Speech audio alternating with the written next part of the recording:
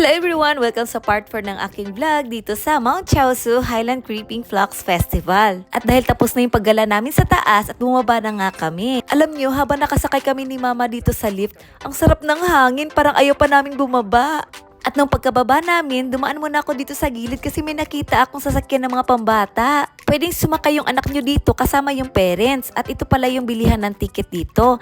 At ito yung sakayan nila. At may rules po dito nakasulat na 140 centimeters lang ang pwedeng sumakay na bata dito sa go-kart. At naglakad-lakad ako dito sa gilid kasi may nakita akong swan boat. At tinignan ko yung paligid at tinignan ko din yung sakayan ng swan boat. Nagulat nga ako, kala ko close kasi wala nga ako nakitang tao. Pero nung pinuntahan ko sa malapitan, may tao pala at may nakasakay sa swan boat. At pagkatapos ko dito, hinanap ko na rin sila at pag-akyat ko, ang haba na pala ng pila.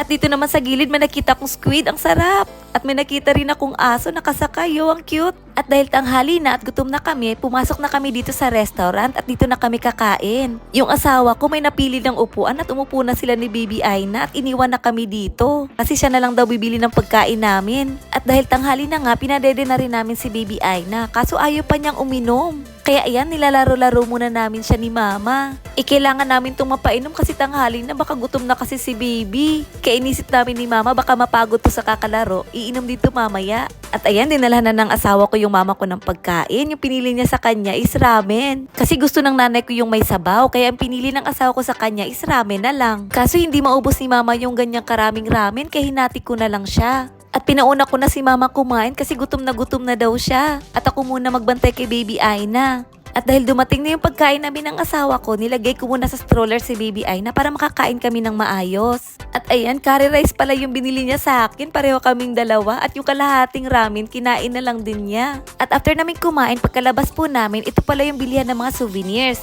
Madadaanan niyo po ito pagkapasok niyo sa restaurant. Marami po ditong mabibiling pang umyagi or pasalubong. May mga pagkain at saka may yogurt din. At meron din mga chichirya. Meron nga ako nakita ditong chichirya na medyo parang matamis siya at meron din isa na kagaya sa Pinas. Sabi naman ng asawa ko baka meron daw akong gustong bilhin. Sabi ko naman sa kanya, wag na kasi medyo matamis kasi siya. At dito pala kami nakapark, di ba ang lapit lang? At pagkabiyahe namin, inaantok kasi yung asawa ko. Sabi ko magpark muna, magpahinga muna siya at matulog. At dito nga muna kami nakapagpark at sila Mama at yung asawa ko natulog muna sa sakyan. At para hindi sila maingayan, sinama ko muna si Baby Aina sa labas at naglakad-lakad muna kami. At dito kami pumunta sa may mga statue na nakatayo. At bumalik na rin kami kasi nga mainit sa labas kasi tanghaling tapat nga. Alam nyo ba, pagkalabas namin doon, grabe ang haba ng pila ng mga sasakyan sa labas. Kaya pag pupunta po kayo dito, agahan nyo po yung pagpunta. At dahil inaantok nga yung asawa ko at pagod siya, ako na lang talaga yung nag-drive. Hanggang dito na lang. Sana nag-enjoy po kayo sa panonood. Thank you for watching. Bye! Arigatou gozaimasu!